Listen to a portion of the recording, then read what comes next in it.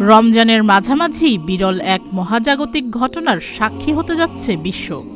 আগামী ১৩ বা ১৪ রমজানে পূর্ণ চন্দ্রগ্রহণ হবে। বিজ্ঞানের ভাষায় এটি ব্লাড মুন বা রক্তিম চাঁদ নামে পরিচিত।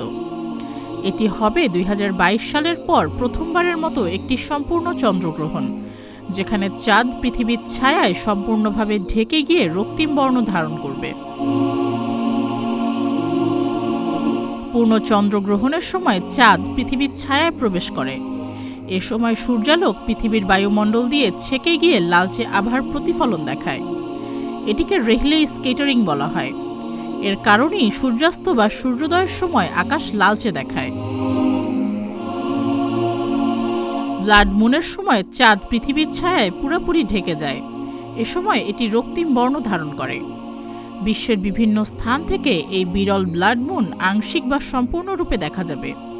ব্লাড মুন উত্তর ও দক্ষিণ আমেরিকা, বিশেষ করে যুক্তরাষ্ট্র, কানাডা, মেক্সিকো, ব্রাজিল, আর্জেন্টিনা ও চিলি থেকে আংশিক আকারে দেখা যাবে।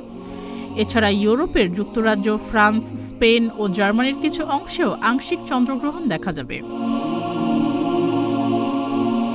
আফ্রিকার মরক্কো, মিশর, আলজেরিয়া ও তিউনিসিয়ায় চন্দ্রগ্রহণের সময় প্রথম অংশ দেখা যাবে। তবে চাঁদ অস্ত যাওয়ার পর সম্পূর্ণ গ্রহণ আর দেখা যাবে না। এছাড়া অস্ট্রেলিয়া ও উত্তর পূর্ব এশিয়ার দেশ জাপান, দক্ষিণ কোরিয়া ও পূর্ব চীনে চাঁদ ওঠার সময় চন্দ্রগ্রহণের শেষ অংশ দেখা যাবে। ব্লাড মুন খালি চোখেই দেখা যাবে। এছাড়া যেসব দেশে সরাসরি চন্দ্রগ্রহণ দেখা যাবে না, তারা অনলাইনে দেখতে পারবেন। রমজান মাস মুসলমানদের জন্য বিশেষ পবিত্র ও আত্মশুদ্ধির সময়। ইসলামী ঐতিহ্য অনুসারে চন্দ্রগ্রহণ একটি তাৎপর্যপূর্ণ ঘটনা।